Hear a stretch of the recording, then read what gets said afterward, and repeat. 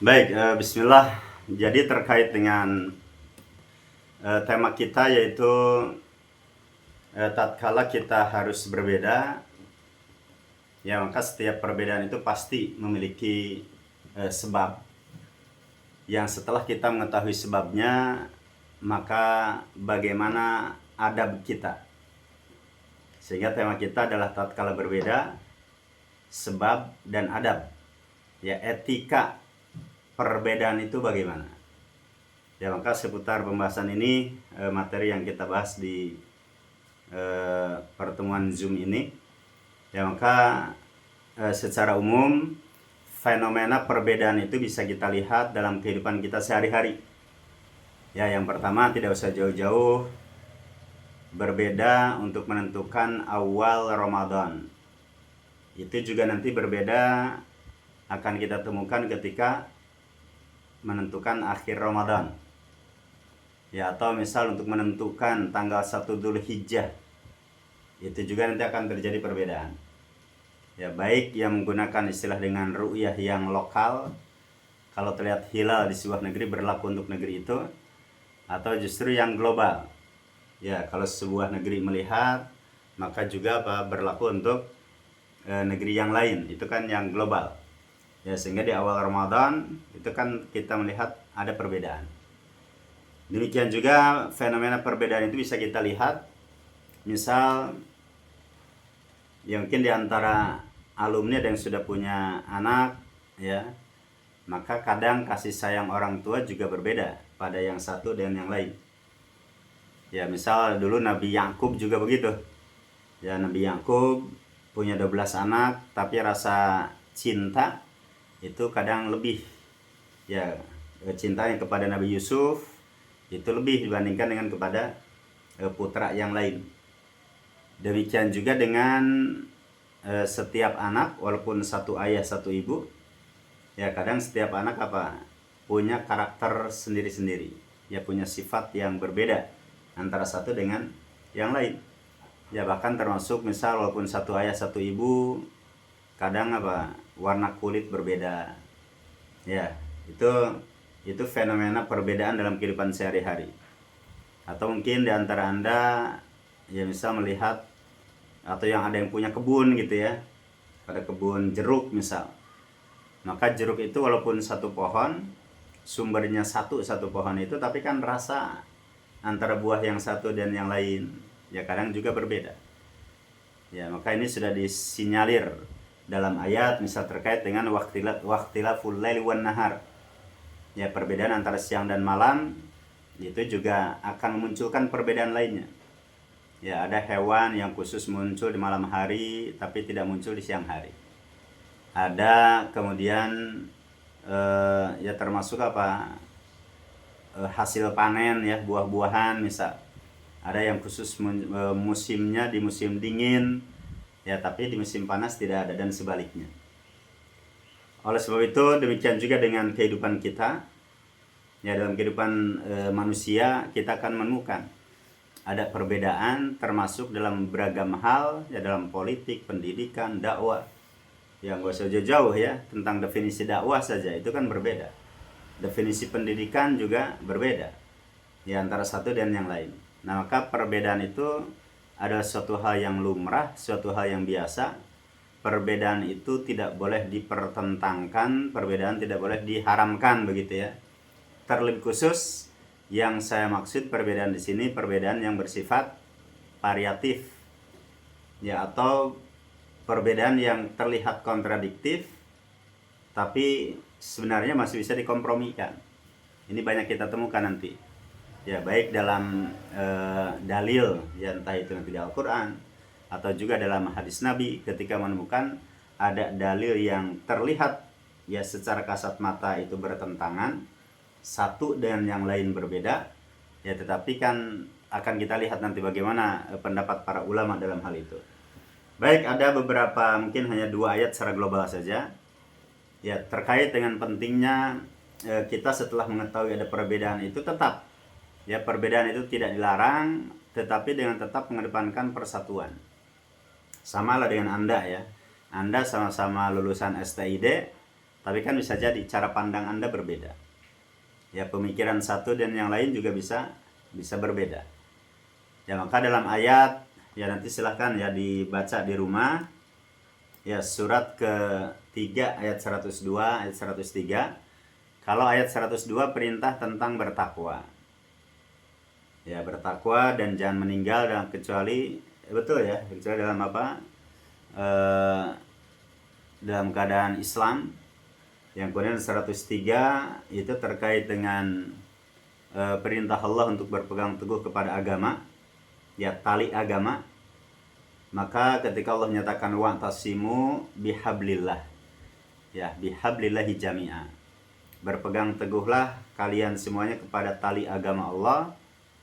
Kemudian wala tafarraqu, dan jangan berpecah belah. Maka sahabat Ibnu Mas'ud termasuk yang menyatakan hablullah huwal jamaah. Yang dimaksud dengan hablullah, ya yang dimaksud dengan hablullah di situ adalah persatuan, jamaah. Ya, jamaah di situ ya persatuan. Nah, maka jelas dalam ayat ini ada perintah dari Allah untuk kita tetap bersatu ya di dalam perbedaan ini, atau di dalam perbedaan yang bisa jadi kita mengalaminya, maka tetap kita diperintahkan bersatu. Ya, jangan gontok-gontokan, jangan saling bully-membuli. Ya, karena ayat yang lain juga menyatakan wala tanaza'u, ya fatafshalu wa tadhhabari hukum. Kemudian nanti ada akhiratnya gimana? Wasbiru. Ya, jadi di antara penggalan berikutnya kan ada perintah sabar. Jadi jangan gontok-gontokan, jangan berpecah belah gitu ya.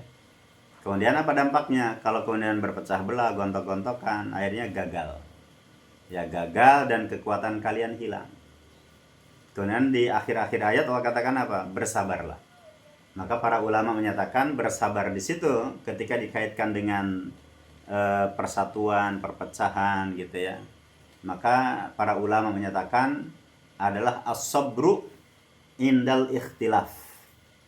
Hendaknya kita bersabar ketika mengalami perbedaan. Kita bersabar ketika mengalami perselisihan. Ya, kita tahu ya di antara sahabat misal Ibnu Mas'ud, ya sahabat Ibnu Mas'ud itu termasuk yang memandang kalau safar itu qasar. Ya, jadi ketika melakukan safar itu melakukan qasar. Maka ketika beliau berada di Mekah, kemudian yang menjadi imam sholat ketika itu sahabat Utsman.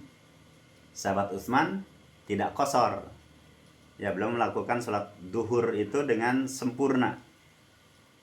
Ya, maka ketika para sahabat yang lain datang kepada Ibnu Mas'ud, wahai Ibnu Mas'ud, kenapa kamu kok masih berada ya bermakmum dengan Utsman? Padahal kamu meyakini kalau safar itu apa? Utamanya di qasar. Ya, akhirnya apa kata beliau? Ya, inti dari perkataannya apa? Al-mufaraqatu syarrun. Ya, jadi kata beliau apa? Menyelisihi yang mengakibatkan perpecahan itu sebuah keburukan. Ya, jadi Ibnu Mas'ud lebih baik apa? Menerima perbedaan itu, tetap sholat di belakang sahabat Utsman yang berbeda pendapat ya dengan sikap beliau, dan yang dikedepankan apa? Persatuan. Ya, jadi persatuan itu harus dikedepankan, kemudian daripada apa? Bersikukuh dengan mengambil pendapat sendiri. Ya, bahasa kita zaman sekarang kalau ya ini tidak berlaku untuk para sahabat. Ya, kalau bahasa kita istilahnya apa? Udahlah yang waras ngalah gitu ya. Jadi ketika ada orang bersikukuh dan kalau pendapat dia itu bersikukuhnya itu ya madaratnya juga sebenarnya nggak ada, misal berbeda dengan kita ya sudah. Ya kita diam, yang kemudian lebih baik apa? Ya kita kemudian mengalah daripada harus debat kusir. Ya, karena orang yang mengalah dalam rangka untuk tidak berdebat kusir kan juga ada jaminannya ya berada di tengah-tengah surga nantinya. Baik. Maka ayat yang ke-103 perintah untuk berpegang teguh ya kepada komunitas kebersamaan, yang kemudian kita dilarang untuk berpecah belah. Dan ayat 103 itu menjelaskan dua nikmat yang besar, Ya, nikmat yang pertama ketika di dunia, yaitu Allah menyatakan id kuntum a'da'an fa'allafa baina qulubikum fa asbahtum bi ni'matihi ikhwana. Ya, jadi poin yang pertama nikmat Allah itu kan disebutkan ya, wadhkuru nikmatallahi alaikum. Ya, ingatlah nikmat Allah pada kalian dua. Satu, nikmat persatuan. Ini di dunia nih. Ya, jadi persatuan dan kebersamaan itu anugerah. Apalagi bagi suami istri. Ya, suami istri bisa bersama, bisa bersatu begitu ya. Itu kan anugerah. Kemudian nikmat yang kedua, id kuntum ala syafa hufrati minan nar. Ya, fa'anqadhakum minha. Ini terkait dengan surga. Ya, maka orang dimasukkan ke dalam surga, dijauhkan dari api neraka, merupakan nikmat terbesar juga. Dan ini akan didapat ketika di akhirat. Ya, jadi dua nikmat yang bagi orang beriman tuh yang besar dua. Satu di dunia dengan persatuan dan kebersamaan. Kemudian yang kedua adalah surga. Ya, ketika di hari akhir nanti. Baik, kemudian yang selanjutnya adalah terkait dengan fenomena. Ya, fenomena perbedaan itu sudah klasik. Ya, sebagaimana kita sama-sama tahu, antara ayah dengan anak itu bisa beda pendapat. Ya, contohnya Nabi Dawud. Nabi Dawud beda pendapat dengan Nabi Sulaiman. Ya, nanti silahkan dibaca ya ayatnya. Atau boleh ada yang baca ayat di sini? Coba Teh Dian, siapa yang baca?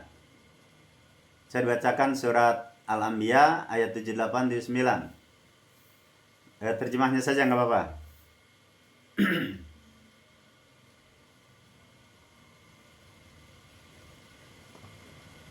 Atau siapa yang baca?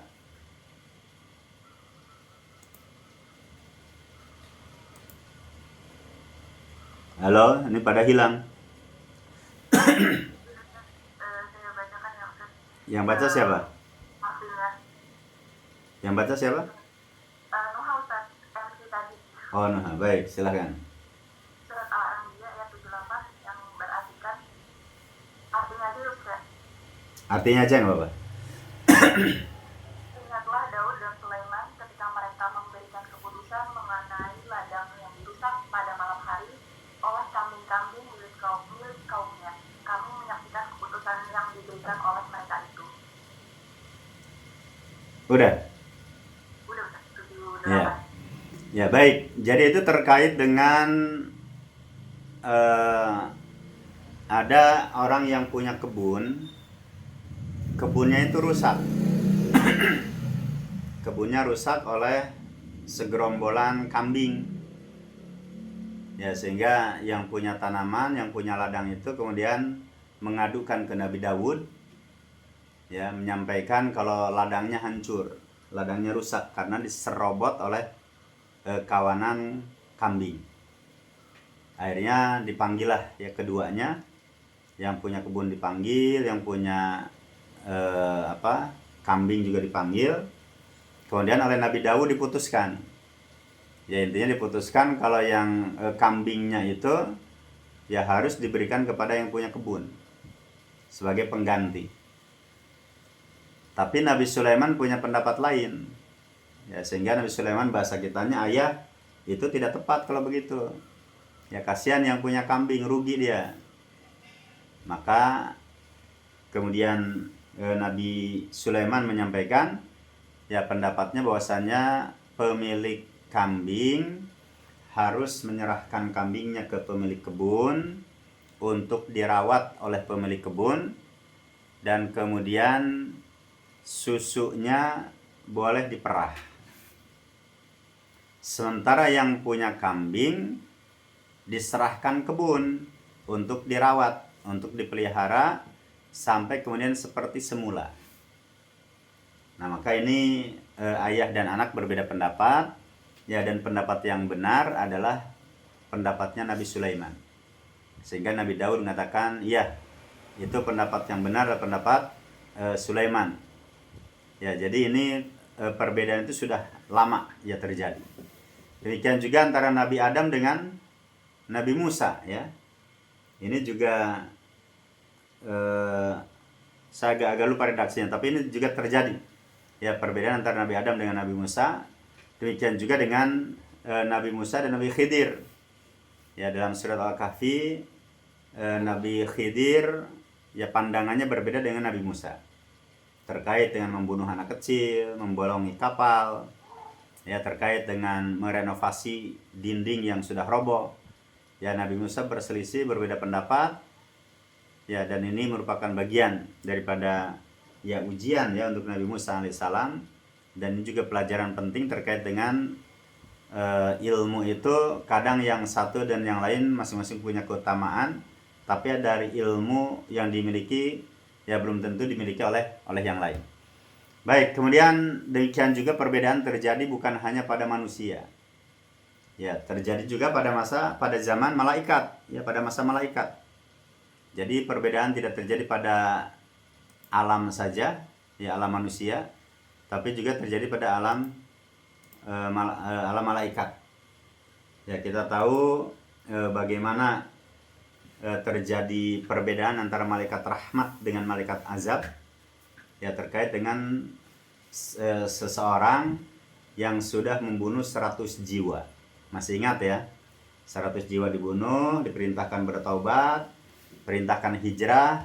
Ketika sedang hijrah, sedang berjalan menuju ke lokasi orang itu bergabung dengan orang-orang soleh ya, di tengah jalan meninggal. Itu kan rebutan ya, dalam hadis yang panjang ya, rebutan yang kemudian yang satu mengatakan, kata malaikat rahmat, ini milik saya. Kata malaikat azab, enggak, ini milik saya. Dikirimlah apa? Wasit ya, penengah dalam wujud manusia, kemudian ya ini kan ya, akhirnya diukur ya, secara ringkas diukur, yang kemudian ternyata jarak yang sudah ditempuh itu sudah lebih banyak, dalam arti ke lokasi yang akan dituju itu sudah lebih dekat ya. Maka dengan diputuskan bahwasanya orang yang bertobat tadi dia milik ya malaikat rahmat. Nah, maka ini terkait dengan perbedaan ya. Perbedaan itu terjadi dalam beragam hal, bahkan termasuk terjadi ya juga dalam lintas makhluk ya, antara manusia, demikian juga dengan malaikat. Baik, kita masuk pada inti pembahasan terkait dengan perbedaan para ulama baik ulama tafsir, ulama hadis, ulama fikih ya. Maka perbedaannya itu apa? Ini hanya sebagian ya. Nanti saya sarankan Anda baca buku Asbabul Ikhtilaf ya, karya Waliullah Syah Dahlawi, Al-Insaf fi Asbabil Ikhtilaf. Atau juga baca nanti yang Syekh Utsaimin ya. Syekh Utsaimin menyebutkan sekitar 7. Ada 7 sebab kenapa orang itu berbeda pendapat. Ya, dan masih banyak lah buku yang lain, termasuk Syarah Aqidah Tahawiyah. Ya, Syarah Aqidah Tahawiyah juga menjelaskan terkait dengan perbedaan-perbedaan terkait dengan ikhtilaf. Ya, kemudian ikhtilaf itu dibagi menjadi 2. Ada ikhtilaf yang variatif dan ada ikhtilaf yang kontradiktif. Ya, itu semua ada. Ya, terkait dengan kaidah bagaimana kita berselisih, berbeda pendapat, hampir ya buku-buku baik fikih, hadis maupun tafsir, demikian juga akidah, itu sudah sering membahasnya. Baik, kita lihat di antara kenapa para ulama itu berbeda pendapat. Yang pertama, berbeda dalam menetapkan dalil. Ya, jadi yang pertama, misal contohnya dalilnya itu, hujah itu sudah sampai belum kepada yang lain. Ya, bisa jadi dalilnya ke satu ulama sudah sampai, tapi ke ulama yang lain itu belum nyampe. Ya, misal nggak usah jauh-jauh dulu, misal Ibnu Abbas. Ya, Ibnu Abbas termasuk yang berpendapat nikah mut'ah itu boleh. Sehingga ada para ulama mengatakan hadis terkait dengan larangan nikah mut'ah ini belum sampai kepada Ibnu Abbas. Ya, jadi kalau orang itu berbeda pendapat, bisa jadi apa? Belum tahu dalilnya. Bisa jadi dalilnya itu valid, dalilnya sahih gitu ya. Oh, tapi kok saya belum tahu dalilnya. Ya, misal nih dalam apa kehidupan sehari-hari di bulan Ramadan ya. Jadi ada seorang yang mengatakan saya itu kalau imamnya sholat witir, saya keluar. Ya, saya keluar. Dan dia menyebutkan witirnya itu nggak sesuai dengan keyakinan saya. Jadi dia punya witir itu inginnya 3 rakaat berturut-turut. Nah, sementara imamnya itu witirnya 2 rakaat, kemudian ditutup dengan 1 rakaat. Akhirnya saya nasihatin, Pak, itu masalah witir itu ada silang pendapat. Ya, boleh 3 berturut-turut, boleh juga ya 2 salam kemudian ditutup dengan 1 salam, ya dengan 1 rakaat. Yang kemudian saya sampaikan, Pak, agar keutamaan tarawehnya dapat, ya maka bagusnya udah ikut dengan imam sampai selesai witir. Kemudian saya sampaikan hadis, ya hadis Nabi, man qama ma'al imami kataballahu hatta yansarifa kataballahu gimana qiyama lailah. Ya, man qama ma'al imami hatta yansarif kataballahu lahu qiyama lailah. Barang siapa yang sholat bersama dengan imam sampai selesai, ya misal Ramadan dengan sampai selesai witir, maka Allah catat untuknya pahala qiyamul lail semalaman penuh. Si bapak itu bilang, wah, saya baru tahu katanya kalau ada dalil seperti itu. Ya, saya baru tahu katanya kalau ada hadis seperti itu. Nah, ini orang tadi awalnya ngotot gitu ya, tapi ketika diberitahu dalil, dia melunak. Ya, maka ini perbedaan yang pertama ya terkait dengan apakah dalil itu sampai atau belum. Kadang kita juga kan begitu. Ya, dalam teori pendidikan, ilmu apa tentang pendidikan, dakwah, ya tafsir hadis. Ya, kita ngeyel ketika diberitahu, oh ini ada kaidahnya begini, kita tercengang. Oh iya. Ya, kadang apa bisa jadi orang tuh lupa. Oh iya ya, dulu saya pernah belajar. Oh iya ya, saya lupa.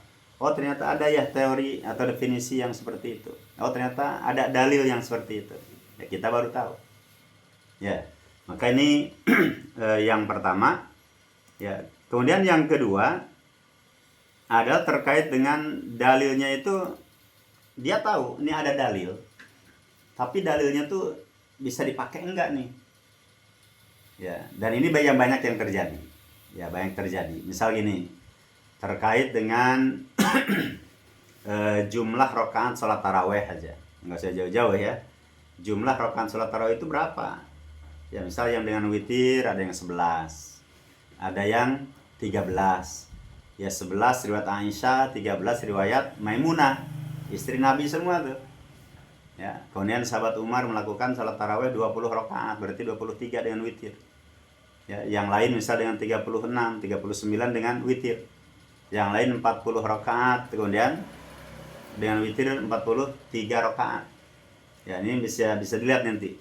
Ya, saya sarankan baca buku salah seorang ulama hadis dari Mesir, ya yang namanya Syekh Mustafa Al-Adawi. Syekh Mustafa Al-Adawi ini muridnya Syekh Mukbil. Ya, dia nulis buku namanya Adad Rakaat Tarawih. Ya, jadi berapa sih jumlah rakaat tarawih? Ya, beliau menyindir, beliau kemudian mengkritik ya orang yang menyatakan saya ini dalam manhaj salaf tapi tidak mengakui kalau Umar melakukan salat lebih dari 11 rakaat. Ya, sehingga beliau menyatakan, kenapa sih ada orang yang kemudian menyatakan saya bermanhaj salaf tapi mengingkari ada riwayat tentang 20 ya, rakaat. Terus semua itu nanti dirunut tuh. Ya, dirunut. Begitu juga dengan orang yang melakukan salat 23 rakaat, dikritik juga, dikritik dari sisi 23 rakaat tapi kok hanya hitungan menit. Ya, misal ada yang 23 rakaat 7 menit, itu ada nggak tuh? Ya, di Jawa Timur kan ada tuh. Ya, 23 rakaat tapi 7 menit. Ya, nah jadi beliau menceritakan bagaimana tarawihnya zaman Nabi dulu. Ya, sampai menjelang waktu subuh, ya pada pakai tongkat gitu kan. Ya, jadi kata beliau, kalaupun mau, ya yang 23 ngaku sebagai manhaj salaf, yang kemudian yang 11 rakaat ngaku manhaj salaf, harusnya tarawihnya seperti Nabi dulu dengan para sahabat itu. Ya, sampai menjelang apa waktu? Waktu apa? Subuh. Nah, sekarang itu kan mengklaim ini yang sunnah, ini yang sunnah. Tapi sholatnya sama-sama setengah jam semua. Ya, sholat taraweh yang lama kultum 20 menit, kultum 25 menit, tarawehnya 20 menit. Ya, mau yang 11, mau yang 23. Ya. Nah, ini bagus ya, nanti silahkan dibacalah ya, di download, itu ada bentuk PDF-nya. Ya, adad rakaat tarawih. Ini salah seorang ulama besar, ya, ulama salafi besar di Mesir. Ya, beliau menjelaskan dan mendudukan. Ya, intinya adalah tadi pesannya, ya pesannya mau yang 11, yang 23, ya harusnya ada titik temu. Mau yang 40 dan seterusnya. Ya, baik. Nah, maka ini terkait dengan dalil itu bisa jadi hujah atau tidak. Sama dengan inilah. Ya, ada membaca apa? Surat Al-Kahfi di hari Jumat atau di malam Jumat. Itu kan terjadi perdebatan. Kalau surat Yasin sudah, yaitu di luar pembahasan. Terkait dengan surat Al-Kahfi, apakah dibaca di malam Jumat atau di hari Jumat? Itu kan ada 3 kelompok tuh. Kelompok pertama menyatakan seluruh hadis tentang keutamaan membaca surat Al-Kahfi di hari Jumat dan di malam Jumat lemah. Maka tidak usah dibaca di malam Jumat, di malam kapan saja. Mau Senin, Rabu, Kamis, atau mau di hari apa saja. Ini pendapat pertama. Ya, karena keutamaan surat Al-Kahfi itu yang valid, yang sepakat gitu, yang sahih, itu yang ada dalam Sahih Bukhari dan tidak disebutkan hari. Ya, tidak disebutkan waktu. Mau hari apa saja, kapan saja boleh. Nah, maka pendapat yang pertama. Yang kedua apa? Seluruh hadis tentang surat Al-Kahfi yang dibaca di malam hari Jumat itu lemah. Yang sahih yang di siang hari. Itu pendapat kedua. Ya, pendapat ketiga apa? Yang menyatakan mau di malam hari, mau di siang hari Jumat, itu semuanya baik. Ya. Nah, ini untuk Al-Kahfi saja 3 pendapat. Ya, demikian juga dengan kalau selesai kajian, selesai ngajar, diakhiri dengan kafaratul majlis. Coba aja dilihat. Ya, para ulama hadis berbeda pendapat. Doa kafaratul majlis itu lemah. Maka ada yang tidak mengamalkan. Ya, tapi yang lain mengamalkan. Demikian juga dengan istilah sholat syuruk. Ya, keutamaan sholat syuruk itu juga sama. Para ulama berbeda pendapat dalam menilai riwayat Imam Tirmidzi. Ya, jadi orang yang sholat subuh kemudian duduk-duduk dulu berzikir kepada Allah, kemudian setelah syuruk, ya, kemudian melakukan sholat 2 rakaat, maka pahalanya gimana? Seperti pahala haji atau umroh dengan tamah dengan sempurna. Ya, nanti para ulama kan melihat. Kelompok yang pertama mengatakan riwayatnya lemah. Ya, ada seorang rawi yang majhul. Kemudian kata yang lain riwayatnya lemah, dhaif, tapi naik menjadi hasan li ghairi. Ya, naik dia karena ada jalur-jalur yang lain. Ya, terlepas dari hal itu, ini harus kita apa? Kita tolerir. Ya, oh ternyata dalam permasalahan itu ada silang pendapat. Ya, kenapa begitu? Ada dalilnya, mereka tahu dalilnya, tapi apa? Ini bisa jadi hujah atau tidak. Ya, demikian juga terjadi perbedaan dalam menilai seorang rawi. Ya, seorang rawi ini dipercaya atau tidak. Ya, demikian juga dengan istilah apa? Rawinya itu seorang syadz atau tidak. Ya, matannya juga syadz atau tidak. Ya, contoh matan yang syadz atau tidak itu apa? Doa adzan, ya. Kan suka ada tuh. Gimana doa adzan tuh? Allah gimana? Allahumma rabb hadhihi da'wati tammah wassalatul qa'imah ati Muhammadan wasilatul fadilah wa ba'athu maqaman mahmud alladzi wa'adta. Titik di situ. Tapi nanti ada riwayat yang lain dan yang meriwayatkan seorang yang thiqah. Menambah dengan apa? Innaka la tukhliful mi'ad. Ya, jadi kalau dari 7 rawi, 6-nya itu meriwayatkan tidak ada tambahan. Innaka la tukhliful mi'ad itu enggak ada. Tapi satu rawi ini itu nambah dengan innaka latukhliful mi'ad. Ya, maka para ulama terbagi dua. Ada yang menjadikan tambahan itu, ya matan tambahan itu apa? Syad, nyeleneh, menyelisih yang lain. Tapi ulama lain mengatakan enggak, karena yang meriwayatkan seorang yang thiqah, maka tambahannya menjadi apa? Ziyadatus thiqah. Ya, tambahan matan dari orang yang thiqah. Nah, ini keduanya kuat ini. Ya, maka ada yang menambah dengan innaka latukhliful mi'ad, ya kita maklumi. Kemudian yang tidak menambah dengan cukup dengan wa'adta, ya juga kita maklumi. Yang paling penting apa? Kita paham. Ya, kita paham dalam perkara itu ternyata berbeda, tapi ternyata apa? Masing-masing punya hujah. Ya, masing-masing punya alasan. Baik, kemudian yang selanjutnya adalah yang kedua, ya terkait dengan kenapa para ulama itu berbeda pendapat, berbeda dalam memahami dalil. Ya, berbeda dalam memahami apa dalil. Dalilnya sama. Dalilnya sama, tapi pemahamannya berbeda. Ya, misal yang saya contohkan apa? Nabi menyatakan ketika zaman sahabat, la yusalliyanna ahadukumul asra illa fi Bani Quraidah. Janganlah salah seorang di antara kalian melakukan salat asar kecuali kalau sudah sampai di Bani Quraidah. Kan redaksinya jelas ya. Kita juga bisa paham gitu. Itu dalil. Bedakan antara dalil dengan fahmud dalil. Bagaimana kita memahami dalil? Itu pasti berbeda antara satu dengan yang lain. Ya, maka di antara sahabat memahami dalilnya satu, ya, tapi pemahamannya dalam hadis yang tadi itu dua. Jadi yang satu tekstual, literal. Ya, jadi berhubung Nabi memerintahkan kita jangan salat kecuali salatnya kalau sudah di Bani Quraidah, maka kubu yang pertama meskipun salat asar sudah lewat, masuk salat maghrib, baru mereka melakukan salat asar karena sudah sampai di Bani Quraidah. Sementara sahabat yang lain memahaminya ya tidak literal. Mereka menganalisa ini maksud Nabi apa ini. Ya, jadi Nabi menyatakan itu mengandung pesan, kita harus jalan cepat. Kita harus buru-buru sampai. Bukan berarti kita salatnya di Bani Quraidah. Ya. Maka di antara sahabat yang kedua ini, mereka melakukan salat asar di jalan. Ya, ketika asar sudah masuk, kemudian mereka belum nyampe Bani Quraidah, mereka salat asar. Karena apa? Memahaminya tidak literal tadi. Dan oleh Nabi kan tidak dicela. Ya, Nabi justru apa? Menyatakan keduanya benar. Ya, demikian juga nggak usah jauh nih. Bagi yang memahami dan meyakini salat tarawih itu 11 rakaat. Ya, misal kita sebutkan hadisnya ya.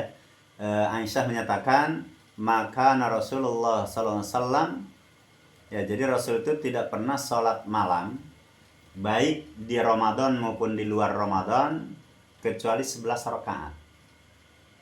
Ya, kemudian Aisyah menyebutkan, "Tsumma yusalli atau shalla arba'an. La tas'al an husnihinna wa tulihinna. Tsumma shalla arba'an." Ya. La tas'al an husnihinna wa tulihinna. Tsumma shalla salatan. Ya, jadi kalau mengambil riwayat yang 11 rakaat dalam salat tarawih, Aisyah menyatakan gimana?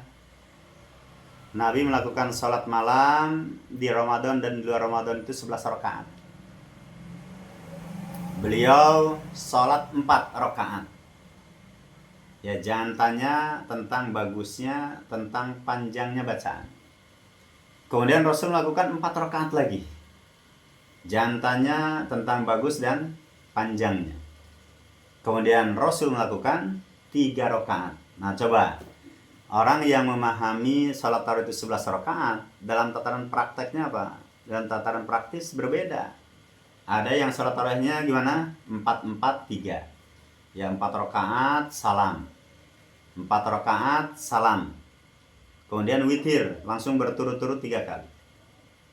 Tapi yang lain mengatakan apa? Ada hadis lain. Ya, sholatul lail masna masna.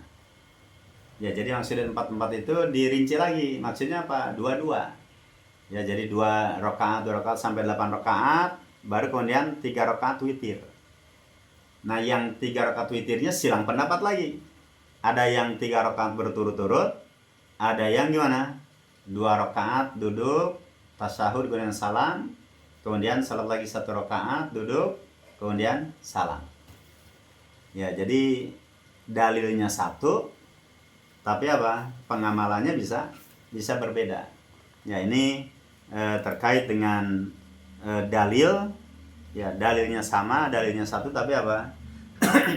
Pemahamannya berbeda. Ya, sama dengan inilah salah satu kuru. Ya, istri wanita yang dicerai. Al-qur'u, kuru itu kan dari kata al-qur'u, ya. Itu artinya 2. Bisa berarti haid, bisa berarti suci. Ya, jadi salah satu kuru diartikan bisa apa? 3 kali haid. Itu masa idahnya. Kata ulama yang satu 3 kali haid. Kata ulama yang lain 3 kali suci. Ya, ini atau misal ayat wala taqrabuhunna hatta yathurna. Ya, yathurna. Suami tidak boleh menggauli istri sampai apa? Pendapat yang pertama sampai bersuci. Artinya mandi. Yathurna diartikan bersuci. Tapi ulama yang lain bukan bersuci, maksudnya suci. Ya, sudah berhenti dari haid. Walaupun belum mandi, itu boleh digauli. Yang penting sudah ingqata adam. Ya, darah sudah tidak mengalir. Nah, ini ayatnya sama, ayatnya satu, tapi apa? Fiqhul ayat, ya fiqhul dalil atau fahmud dalil itu berbeda. Begitu ya. Ini faktor yang kedua yang menyebabkan kemudian apa? Kenapa para ulama itu kemudian berbeda pendapat. Kemudian yang ketiga ada terkait dengan menghadapi dalil yang kontradiktif. Ya, yang satu hadis ini kok berbeda dengan hadis yang lain. Bahkan bisa jadi ada ayat yang satu dan ayat yang lain berbeda sehingga apa? Ada kesan berseberangan.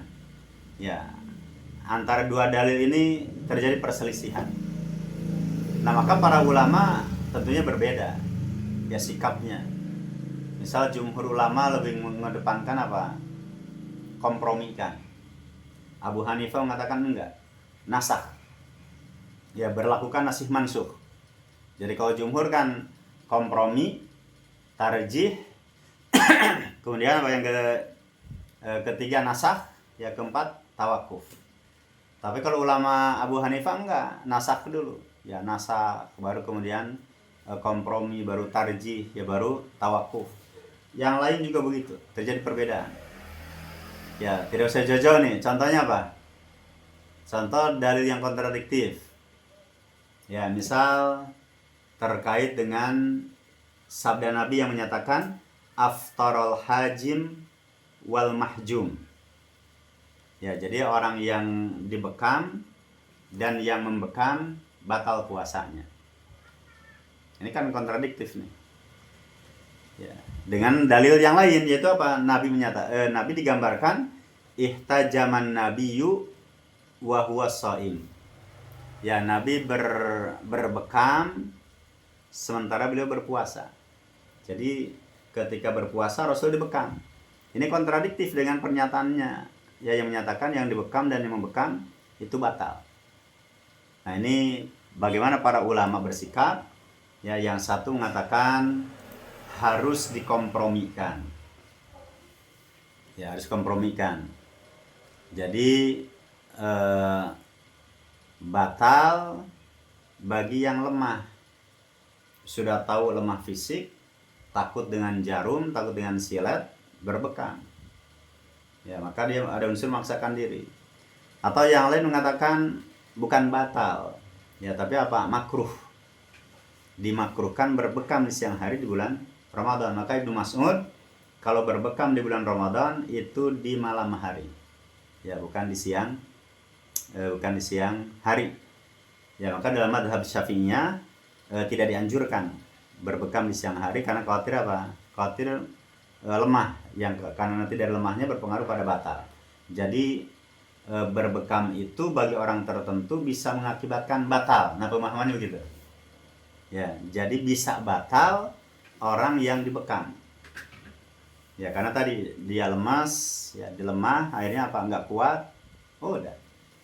Ya, kemudian apa? Batal. Baik, itu ya. Nah, yang lain mengatakan nasikh mansukh. Diteliti itu. Ya, dalil mana yang lebih dulu muncul? Ternyata diteliti, oh, dalil yang menyatakan batal itu lebih dulu. Ya, lebih dulu muncul. Sementara dalil yang menyatakan Rasul berbekam itu akhir. Maka yang akhir menghapus yang terdahulu. Namanya apa? Nasikh mansukh. Ya, ini sudah kita pelajari ya dalam bangku perkuliahan. Maka bagi siapapun boleh berbekam.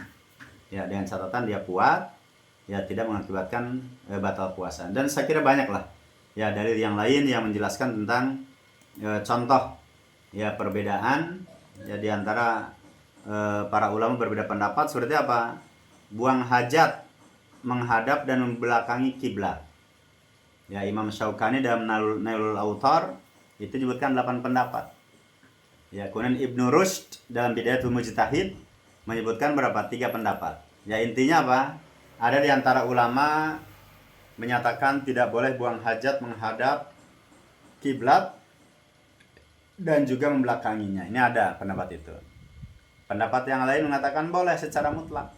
Ya, karena Ibnu Mas'ud menyatakan aku naik ke atas dan aku melihat Rasulullah buang hajat ya membelakangi Baitul Maqdis.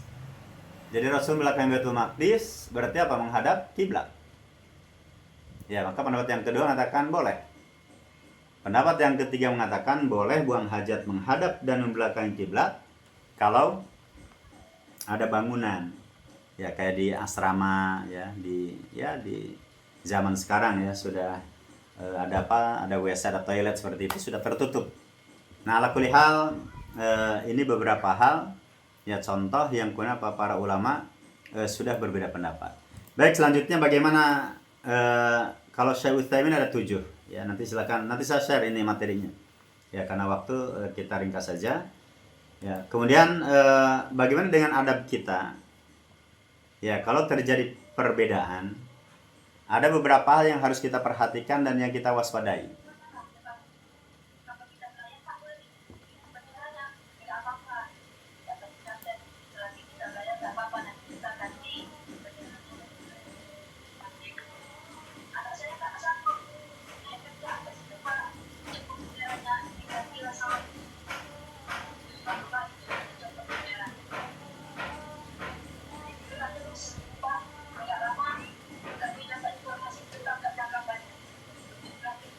Iya, kita lanjut atau ini selingan dulu? Lanjut Ustaz, aman itu ada yang bocor. Iya. Suara. Baik, kita lanjut ya. Ada yang harus kita perhatikan ketika kita berbeda. Yang pertama, sibukkan dengan yang wajib. Ya, sibukkan dengan yang wajib. Mungkin di mute itu, coba.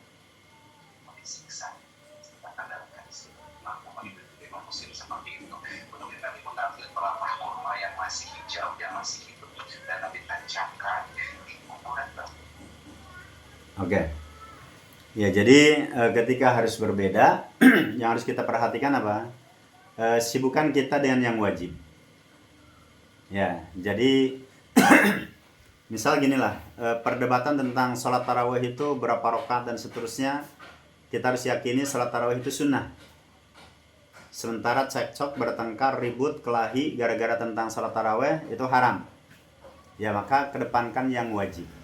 Artinya bersatu, ya bersama, beriringan, kemudian menjaga silaturahmi, tidak tengkar, itu hukumnya wajib. Maka harus lebih didahulukan. Ya, sehingga Ibnu Hajar nanti dalam Fathul Bari menyatakan qalal akabir. Ya, para tokoh, para senior telah berkata, man syaghalahul fardu anin nafli fahuwa ma'dzur. Wa man syaghalahun naflu anil fardhi fahuwa magrur. Ya, itu penting tuh. Ya, siapa saja yang sibuk dengan yang wajib dengan agak sedikit, ya, agak sedikit kenapa menunda yang sunnah, maka orang itu di hadapan Allah ma'dzur, diampuni. Tapi sebaliknya, kalau ada orang yang disibukkan dengan yang sunnah, ini bid'ah, sunnah bid'ah begitu, ya, tapi dia kemudian lalai dari yang wajib, maka magrur, dia tertipu. Ya, jadi orang tertipu itu orang yang sibuk dengan urusan yang sunnah, ya, tetapi apa lupa dengan yang wajib. Ya, ini poin yang pertama, ya, sibukkan dengan yang wajib. Kemudian yang kedua apa? Jangan sampai meremehkan amalan orang lain, baik itu individu maupun kelompok, gara-gara beda dengan kita. Ya, misal saya orang Muhammadiyah, misal saya jelek-jelekan ormas lain, itu nggak boleh. Atau misal saya NU, misal, ya, kemudian menjelek-jelekan yang lain. Atau misal kita ustadz atau ustadzah, dai dan da'inya, ya, kita jelek-jelekan dai dan ustadz yang lain, gara-gara apa? Beda dengan kita. Dengan catatan perbedaan yang kita maksud adalah perbedaan yang bersifat ijtihad, ya, bukan yang bersifat prinsip. Baik, kemudian yang ketiga, ya, diantara yang harus kita perhatikan dalam perbedaan adalah sabda Nabi ini, ya. Ini duanya ada sabda Nabi. Cukuplah seseorang itu dikatakan apa? Menjelekkan saudaranya, dikatakan buruk, ya. Cukuplah seseorang itu dikatakan buruk kalau dia menjelekkan saudaranya, ya, membuli saudaranya, menghujat saudaranya, karena ada perbedaan tadi. Yang harus kita perhatikan yang selanjutnya, ya, yang ketiga adalah terkait dengan jangan sampai memberikan rasa cinta dan benci kepada orang atau kelompok yang, ya, sama dengan kita atau berbeda dengan kita. Ya, misal dalam urusan tarawih ini saya sama dengan si fulan, maka ya saya bela mati-matian. Ya, tapi yang lainnya enggak dibela. Gara-gara apa? Pemahaman kita berbeda. Ya, maka barometer kita adalah Islam. Ya, loyalitas kita adalah Islam, bukan kelompok, bukan individu. Kalau kelompok kita misal keliru, ya sudah, ya kita katakan keliru. Kalau kemudian kita ini kemudian salah, ya sudah, ya kita katakan, oh iya, dalam hal ini mohon maaf saya keliru. Oh, dalam hal ini mohon maaf saya salah. Ya, itu kan tidak ada salahnya. Ya, kita mengakui adanya kebenaran di pihak lain dan kemudian mengakui adanya kelalaian di pihak kita. Demikian juga yang keempat adalah berbeda itu bukan berarti apa? Saling memboikot, ya, saling mengisolir, kemudian putus hubungan. Awas, nggak usah hadiri, ya, ceramahnya ustadzah fulan, ustadz fulan. Hati-hati, ya, ustadz fulan itu dia apa? Tidak dikenal, dia ilmunya tidak jelas, ya, manhajnya tidak jelas. Nah, itu hati-hati. Ya, jadi jangan sampai apa? Perbedaan itu melahirkan saling apa? Saling mengisolir, saling memboikot. Ya, bahkan saya temukan ini kawan saya, ya, dulu satu kelas ketika di level SMA, ya, di level aliyah itu dulu satu kelas. Dia belajar ke Yaman, ya, ke Syekh Mukbil, yang kemudian dia kemudian nikah, ya, nikah dengan seorang perempuan. Nah, si perempuan itu punya kakaknya itu juga nikah dengan alumni Yaman juga. Jadi sama-sama alumni Yaman. Ya, kawan saya alumni Yaman, yang satunya juga alumni Yaman. Ya,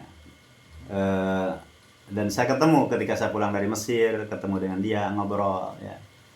Nah, apa, gara-gara berbeda nih, ada kubu Yaman yang ke sini, ada kubu Yaman yang ke situ. Ya, gara-gara perbedaan itu luar biasa itu. Ya, tidak mau saling sapa, kemudian saling mengharamkan untuk apa? Berziarah, berkunjung.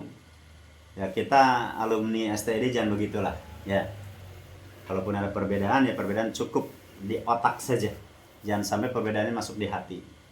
Ya, jadi yang paling penting itu jaga hatinya. Ya, jaga hatinya. berselisih pendapat, berselisih logika, akal, itu silahkan saja, ya sah-sah saja, tapi usahakan tetap menjaga hati. Seorang ayah datang ke saya, ada seorang bapak-bapak, Ustadz, saya itu berbeda pendapat dengan menantu saya. Gara-gara perbedaan pendapat saya dan menantu saya, sudah 5 tahun, menantu saya nggak mau datang, nggak mau nyapa saya. Bayangkan ya, bahkan anak perempuannya yang nikah dengan sang menantu dilarang ke rumah bapaknya. Gara-gara apa? Beda pendapat tadi. Makanya hati-hati terkait dengan hajar. Hajar itu mengisolir. Ya, kadang ada sebagian kalangan terlalu membabi buta, ya, menganggap kalau bukan kelompoknya, bukan ustadznya, beda, ini langsung saja disebut, ya, di blacklist, oh ini ahli bid'ah, ini sesat, ya, tapi dengan tidak melakukan apa, misal tidak tabayun, tidak cross check, ya, langsung keluar vonis. Makanya hati-hati, ya, hati-hati terkait dengan kaidah untuk menjarah, ya, menilai seorang itu cacat, kita harus hati-hati. Ya, jangan terlalu mudah, ya, karena zaman periwayatan itu sudah selesai. Ya, kalau zaman dulu kan zaman periwayatan, oh si fulan lemah, oh si fulan bohong, oh si fulan, karena dia membawa riwayat. Ya, berbeda dengan sekarang. Ya, berbeda dengan sekarang, orang yang mengadili itu juga cacat. Ya, nggak ada manusia di dunia sekarang itu yang thiqoh, itu nggak ada. Ya, pasti mesti ada kekurangannya, pasti ada kelemahannya. Ya, maka bagaimana seorang yang majruh, ya, kenapa bisa mengadili yang majruh juga. Ya, jadi kurang tepat untuk hari ini. Maka jarh wa ta'dil itu, yaitu hendaknya digunakan pada masa fi ahdi riwayat, ya, ketika masa periwayatan. Baik, kemudian diantara yang harus kita perhatikan, tapi ada juga yang harus diwaspadai. Ya, yang pertama, jangan mengambil pendapat yang enak-enak, dalam arti menguntungkan kita saja. Kalau yang menguntungkan kita ambil, ya, tapi yang merugikan dibuang. Ya, ini jangan sampai, ya. Misal terkait dengan saya mau nikah nih, ya, nikahnya biar nggak ada orang yang tahu, udahlah saya mau nikah mut'ah saja. Yang ngambil pendapat Ibnu Abbas, nah itu jangan. Ya, jadi hanya ngambil yang menguntungkan. Atau misal terkait dengan, udahlah saya mau sholat nih, udahlah saya ngambil pendapat sholat itu misal apa, berdirinya cukup baca Fatihah saja, udah rakaat pertama sampai rakaat terakhir hanya Fatihah saja. Ya, itu kalau dikatakan sah, ya tetap sah. Ya, tetapi apakah kemudian seperti itu, ya, dengan meninggalkan atau meremehkan yang sunnah. Ya, maka ini poin yang pertama, jangan hanya mengambil pendapat yang enak-enak, ya, yang menguntungkan kita saja. Kemudian pendapat yang harus kita waspadai yang kedua, perbedaan itu tidak semuanya rahmat. Ya, tidak semuanya rahmat. Karena perbedaan yang rahmat itu adalah perbedaan yang terkait dengan yang bersifat cabang, ijtihad. Ya, misal bagi istri yang hamil, yang menyusui, begitu ya, atau ya tadi itu yang dilakukan apa? Apakah dia, apakah fidyah ataukah mengqadha? Kan para ulama sudah 4 pendapat tuh. Ya, sudah ada 4 pendapat. Nah, maka ini perbedaan yang sifatnya furu', itu rahmat itu. Ya, maka ada seorang bapak-bapak datang ke saya, Ustaz, saya mau meminta pendapat. Istri saya 3 tahun yang lalu hamil, ya, sehingga tidak Ramadan, tidak puasa. Yang kemudian ketika ketemu Ramadan berikutnya menyusui, tidak puasa lagi. Dan sekarang istri saya sedang hamil. Berarti sudah 3 Ramadan tuh. Bagi istri saya apa, Ustaz? Kalau mengqadha puasa udah nggak sanggup. Ya, karena tadi ketemunya itu rutinitas seorang ibu. Akhirnya saya sampaikan, ya, maka yang tepat untuk istri bapak, ambil pendapat yang menyatakan apa? Membayar fidyah. Ya, membayar fidyah berarti tiga kali Ramadan dikalikan dengan memberi makan seorang miskin dengan makanan yang biasa kita konsumsi. Ya. Nah ini contohnya, ya artinya dalam masalah cabang itu bisa jadi rahmat. Ya, sehingga Umar bin Abdul Aziz menyatakan, aku tidak suka ya jika para sahabat tidak berbeda pendapat. Karena kalau para sahabat tidak berbeda pendapat, tidak ada keringanan. Jadi terkait dengan fidyah, qada fidyah, itu sejak zaman sahabat sudah berbeda pendapat. Ya.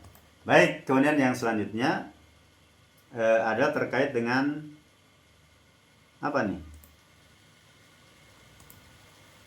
Ya, prinsip dalam perbedaan. Jadi perbedaan itu pasti ada. Ya, prinsipnya apa? Ini termasuk adab sebenarnya. Berlapang dada dalam perkara di mana para ulama dahulu sudah berbeda pendapat dan mereka juga berlapang dada. Ya, jadi mereka juga sudah legowo gitu. Kenapa para ulama dahulu sudah berlapang dada, kita kok masih sesek? Ya, masih ngungkit permasalahan yang sebenarnya sudah final gitu sejak zaman dulu. Ya, kemudian apa? Jika mereka tetap saling sayang, ya saling mencintai dalam perbedaan, harusnya kondisi kita juga begitu. Ya, jangan biarkan setan menebar benih-benih permusuhan. Lakukan dialog dengan cara yang baik. Ya, saya kira ini materi kita untuk ya silaturahmi ya atau kajian di Zoom pada kesempatan siang hari ini. Dan saya kira masih ada sisa waktu sekitar mungkin 10-15 menit barangkali. Ya, dan untuk selanjutnya saya serahkan kepada host. Silahkan.